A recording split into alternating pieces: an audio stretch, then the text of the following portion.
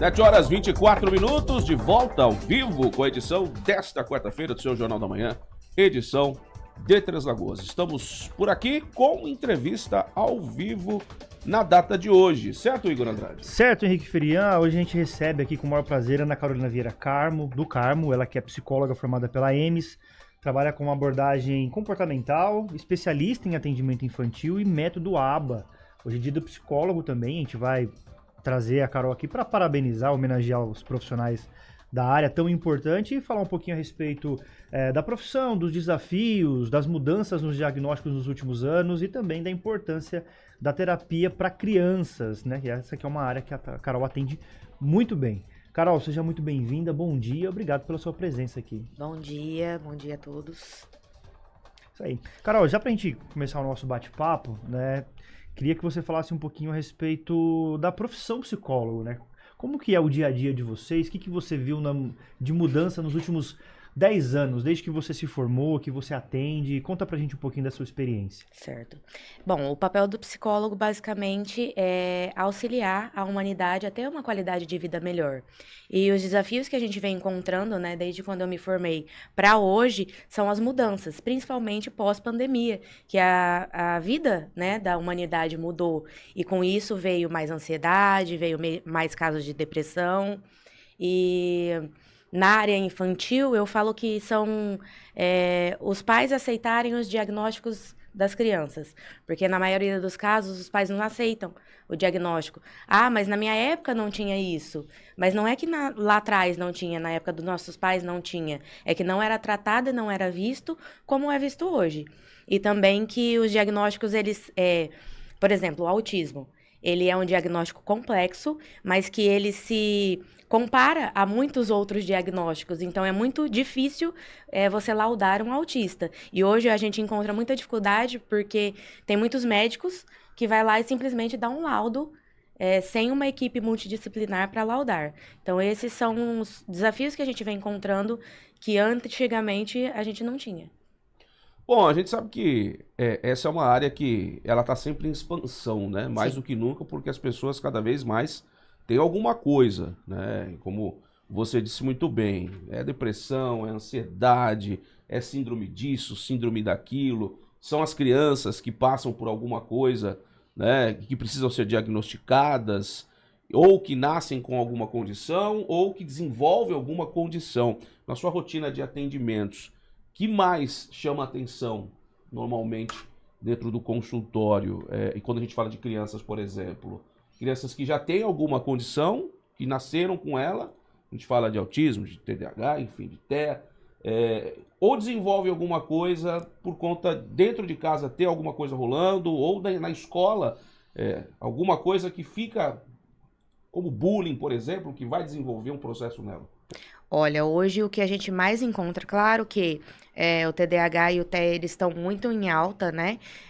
Mas talvez por diagnósticos não bem formados, mas o que mais me assusta hoje na infância e na adolescência é a ansiedade precoce.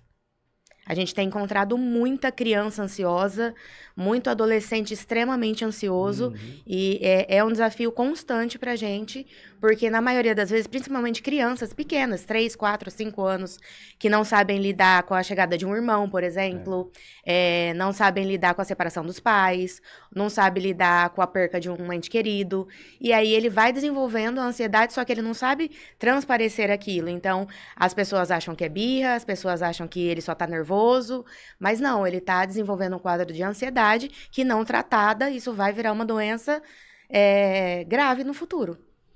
Olha só, a gente vendo aí que não é só uma coisa, né? São várias coisas que vão puxando e vão se amarrando para tornar pior a vida, a qualidade de vida dessa criança que vai crescendo, obviamente.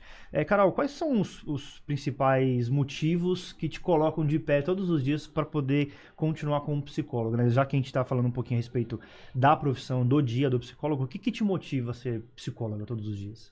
O que me motiva é salvar vidas. Eu falo que a psicologia, a medicina, ela salva vidas.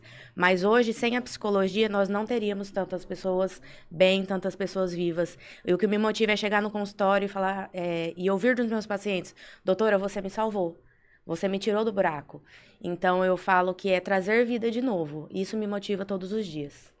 Pode dizer que é um complemento à psicologia, por exemplo, dentro de um hospital. Os hospitais hoje têm profissionais neles que, quando acontece um luto de uma pessoa que estava lá internada, normalmente vem a figura do psicólogo conversar com a família para ver se a família está preparada para receber esse diagnóstico, né? E tem casos e casos, né, dentro de um luto. E aí o psicólogo tem essa abordagem de tentar entender ali para minimizar um pouquinho os impactos dessa dor. Mas hoje é vital a importância desse psicólogo em todos os setores. A gente tem até mesmo indústrias que têm um determinado número de funcionários, que tem lá a figura desse profissional para auxiliar no dia a dia junto com o RH. Hoje expandiu muito Sim. daquilo que era lá atrás e com leis, inclusive, para ter esse profissional para estar ajudando dentro das indústrias, dentro de outros locais que há essa necessidade? Sim, existe a necessidade justamente por conta do cenário atual que nós vivemos, né? Como todo mundo, pós-pandemia, está mais ansioso, o cenário financeiro de todo mundo mudou, as preocupações mudaram. Então, o profissional psicólogo é importante em todas as áreas. Na área escolar, que infelizmente hoje é uma lei, mas infelizmente as escolas ainda não têm, né, essa demanda. Na saúde pública, ainda falta muito psicólogo, porque as pessoas são atendidas, por exemplo, uma vez no mês, uma vez a cada 2 meses, e a gente sabe que para a psicologia tem que ser tratado toda semana, semanalmente, para que a gente tenha uma melhora. No RH, pela pressão psicológica que as pessoas têm eu preciso produzir, mas às vezes eu estou com um problema na minha casa e eu não consigo produzir. Então, o psicólogo vai ali, dentro do contexto RH, tentar entender o que aquele cliente, né, ou o que aquele funcionário está passando, para poder ajudar ele a ter uma qualidade de vida melhor e assim render mais no trabalho também. Carol, o psicólogo ele acaba tendo uma sobrecarga emocional muito grande por conta dos atendimentos. Todos os dias atendendo diversas pessoas, com diversos problemas, diversas situações. Como que é pro profissional lidar com essa sobrecarga? Porque assim, tem a Carol psicóloga, tem também a Carol do dia a dia, a mãe Carol, a amiga, a filha, que tem uma série de afazeres. Como que você lidar, né, com essa sobrecarga emocional que você acaba pegando um pouquinho dos seus pacientes, talvez por uma proximidade que acaba tendo um pouquinho mais com um? Como que funciona? O psicólogo também passa por terapia? Sim, na realidade, desde quando a gente entra na faculdade, um dos quesitos é procurar terapia, desde quando a gente começa a estudar, né? Porque realmente é bem complexo. Não tem aquele paciente que a gente não se apegue, principalmente na minha área, que eu trabalho com crianças. Como que a gente não se apega na simplicidade e no sofrimento de uma criança? Né? Tanto que o meu primeiro caso dentro da faculdade foi um caso de abuso infantil de uma criança de 2 anos. E é o caso que me marcou e vai me marcar a vida inteira. E eu lembro dele até hoje. Né? Então, a gente passa, nem todos os profissionais seguem, mas eu, por exemplo, passo por terapia, né? Eu tenho uma supervisora, que a gente sempre tem que buscar alguém que tenha mais conhecimento que a gente, mais anos formados que a gente, então a gente tem a supervisão aí, e é realmente tentar deixar no consultório, né, o que a gente viveu ali dentro, e a gente fala que a gente troca a skin. Então, eu entro dentro do consultório com a skin psicóloga e eu saio do consultório com a skin mãe. Então, às vezes a gente deita, pensa no problema, mas aí eu lembro que eu preciso deixar o problema lá dentro da clínica. E aí, com o tempo, né, com a sabedoria que a gente vai adquirindo, a gente consegue. No começo é difícil, mas hoje eu já não tenho esse problema mais. Você citou esse caso de abuso sexual que te marcou, né?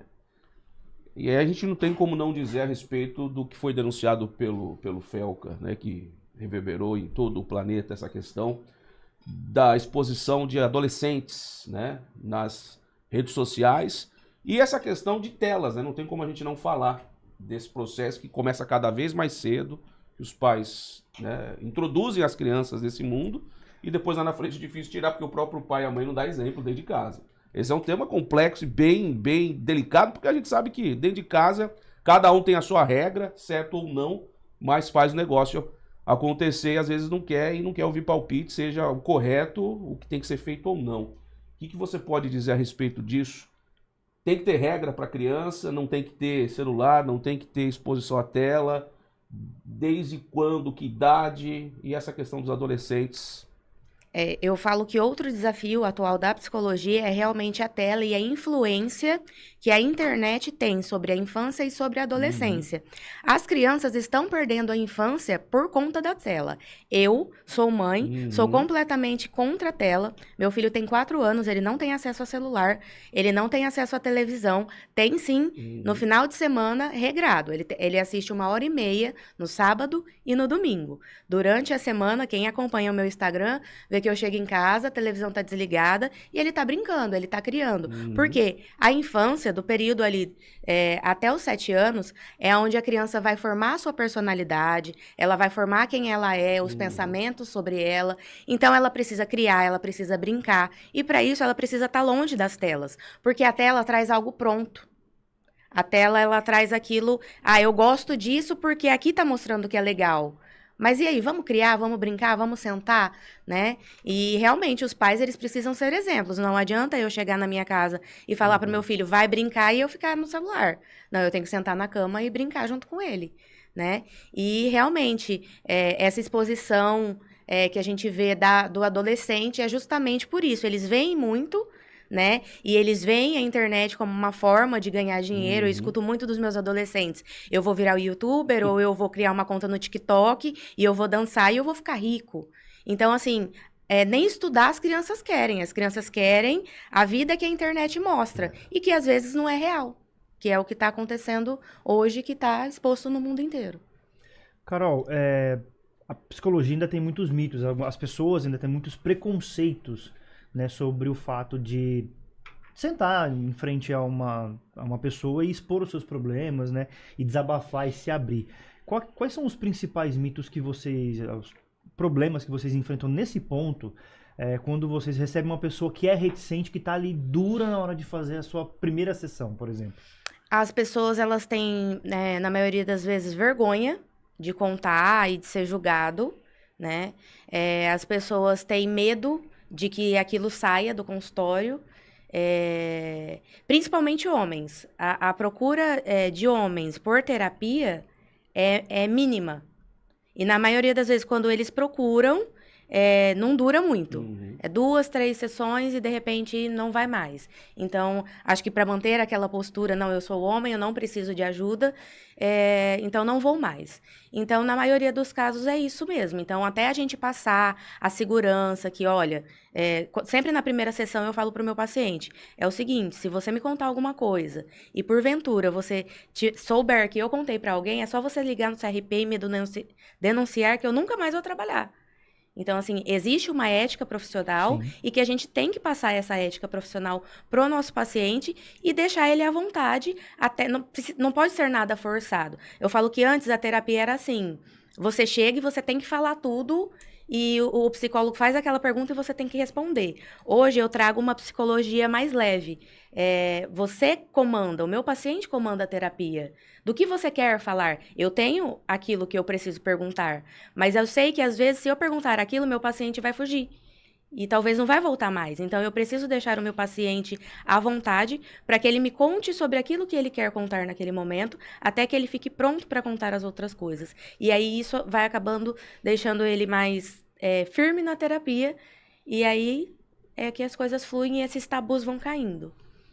O que você diz para esses pais que passam por isso com os filhos adolescentes em relação à internet?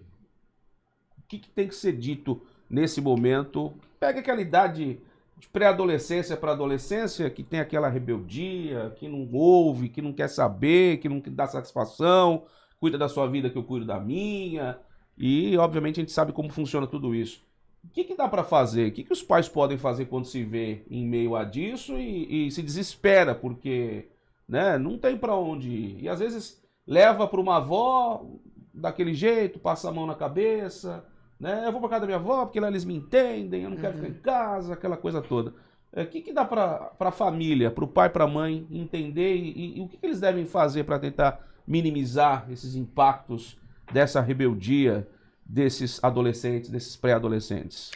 Na maioria dos casos, para a gente chegar em uma adolescente rebelde nesse nível, é porque os pais já perderam a rédea desde a infância. Né? Eu falo que uma criança que é bem estruturada desde a infância, ela vai ter as fases dela de adolescência, sim, como nós temos. Eu até tenho um adolescente no consultório, que eu atendo em Castilho também, e ele é uma gracinha, ele tem 14 anos, tá naquela fase da adolescência, mas a mãe, ela é bem rígida, e assim, ele tenta entrar na onda dos amigos, mas aí ele entende que no ambiente familiar dele não é daquela forma. Então eu falo que é realmente a forma que a gente cria os nossos filhos que vai demandar a adolescência.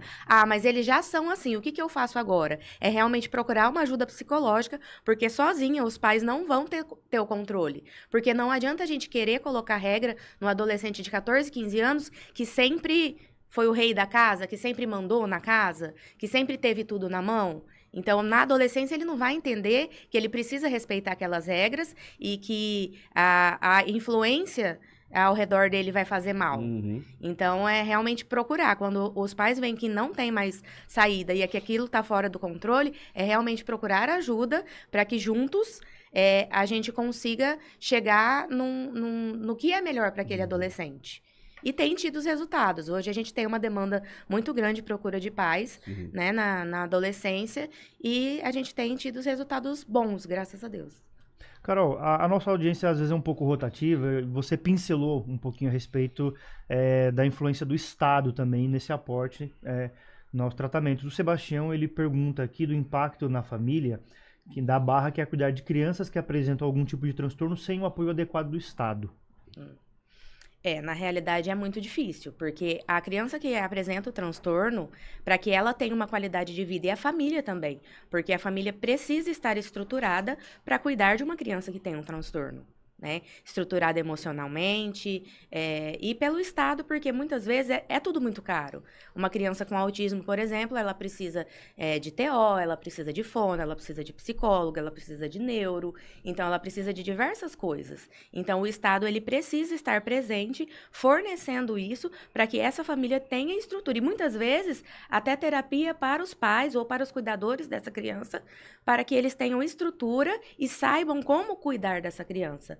Na nossa terapia, eu costumo ensinar, eu tenho as terapias com as crianças e uma vez por mês eu atendo os pais para ensinar como que eles têm que lidar com aquela criança. Então, o Estado, ele precisa ter esse suporte. Claro que a gente entende que hoje a demanda é muito grande e que talvez o SUS, né, o Estado não tenha como abranger tudo isso, que é uma coisa que precisa ser melhorada, mas é necessário. Ainda pegando esse gancho no nosso chat, a gente tem aqui o André Luiz Santos, falando dos valores atuais que deixam pais ansiosos e, ao não gerenciar seu próprio emocional, criam filhos e filhas ausentes de equilíbrio, emoção devido ao reflexo negativo dos pais. Terapia familiar é fundamental, segundo ele. Sim. É dessa maneira? Sim, na realidade, nós, pais, somos reflexos, né, para os nossos filhos. Então, os nossos filhos vão repetir tudo aquilo que a gente faz. Então, quando os pais não estão estruturados, os filhos não vão estar. E aí, realmente, uma terapia familiar é necessária. Mas a gente fala que a terapia familiar é a última junção. A minha família está desestruturada. O que eu preciso fazer?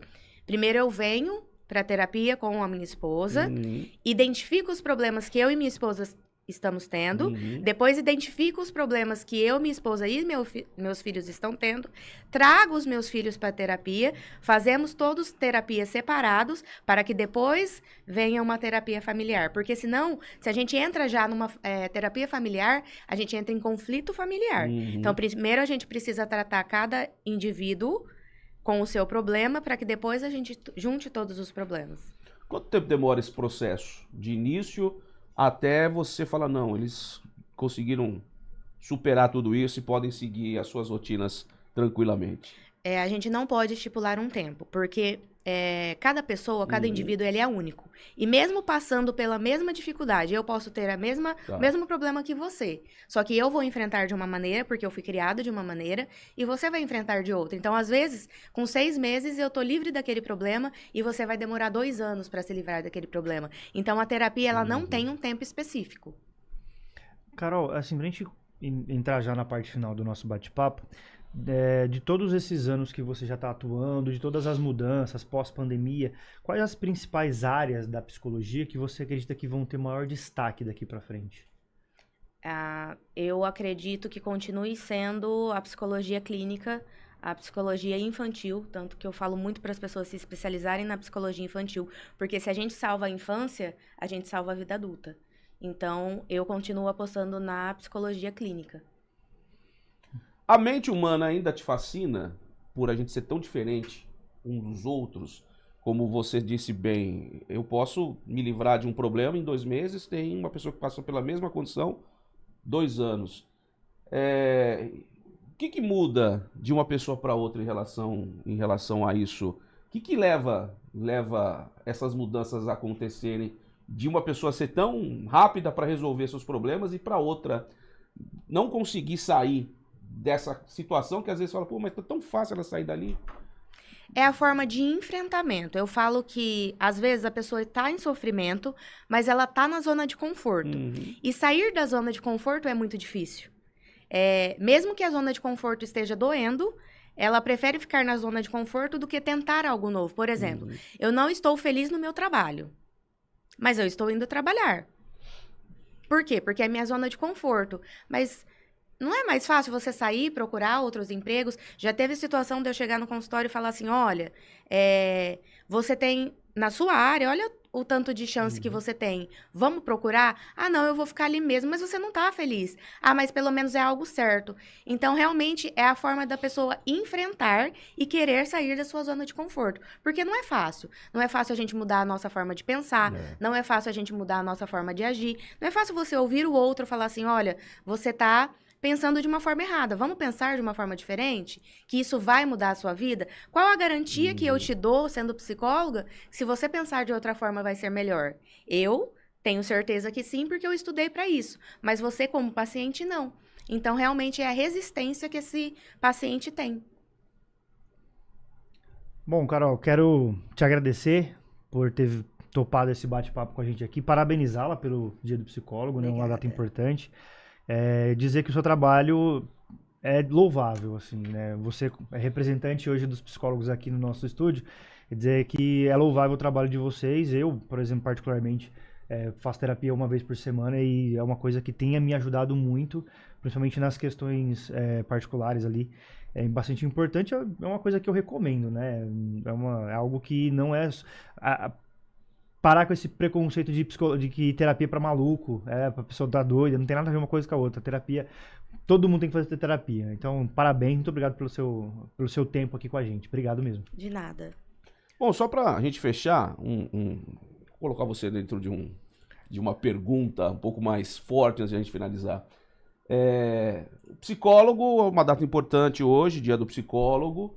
E o que você pensa sobre essa enxurrada de terapeutas que se formam em menos de 1 ano e que estão já atendendo pessoas, muitas vezes, com conhecimento e sem conhecimento, né? Isso, de certa maneira, mais ajuda ou mais atrapalha? O que você pensa sobre, conversando com seus colegas também, o que eles acham disso? Olha, eu sou uma pessoa muito crítica. Muito crítica. O Igor me conhece como pessoa e eu sou muito crítica, principalmente como profissional. Porque eu falo que a psicologia, ela pode salvar, mas ela pode matar. E, infelizmente, estão se formando muitas pessoas que não estão preparadas para atender a demanda que a gente tem hoje, que é diferente da demanda passada. Porque a gente como psicólogo, a gente tem que saber o que a gente consegue e o que a gente não consegue. Chegou no meu consultório algo que eu não consigo, por exemplo, no começo da minha caminhada como psicóloga, eu não conseguia lidar com o luto. Porque eu lidei com o luto do meu pai, né? Então, quando chegava um luto para mim, eu não atendia. Eu passava para um outro profissional. Hoje, eu já consigo lidar com essa demanda. Então, eu atendo demandas, principalmente pós-pandemia, de mães que perderam filhos, né? Eu tenho essa paciente. Então, hoje, o recém-formado, ele tem que entender que ele precisa pegar demandas mais tranquilas. Uma demanda de TDAH, que não é uma demanda difícil de tratar. um adulto, ou um adolescente, talvez, que não saiba que profissão quer seguir, para você fazer um acompanhamento ali. Agora, pegar casos que são difíceis, só para falar, eu vou pegar, isso para mim é muito difícil, porque você pode levar alguém a realmente cometer um suicídio.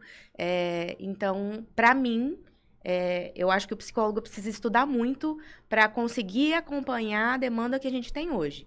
Recém-formado realmente precisa estudar muito para falar assim, vou abrir um consultório. O psicólogo clínico, ele precisa ter muito cunhão para falar, vou atender clínica, que hoje é a área mais difícil, é a área mais complexa. Então, acabou de se formar, vai fazer uma especialização, não abre um consultório não, vai trabalhar talvez no RH, que é uma demanda mais tranquila, vai trabalhar numa escola, numas áreas que são mais tranquilas. Adquirir experiência, né? Adquirir a experiência para depois realmente vou fazer atendimentos e consultório. Porque aí a vida daquele paciente, o meu celular toca o tempo inteiro. Porque a vida daquele paciente está ali na minha mão. Se ele me ligar meia-noite, eu preciso atender. É isso. Bom, tem que ter conhecimento para lidar com o sofrimento das outras pessoas. Você tem que ter uma bagagem grande e não pode parar de estudar, né? Não, nunca. Tem que sempre se atualizar. Porque as coisas mudam, artigos novos, a ciência está sempre avançando.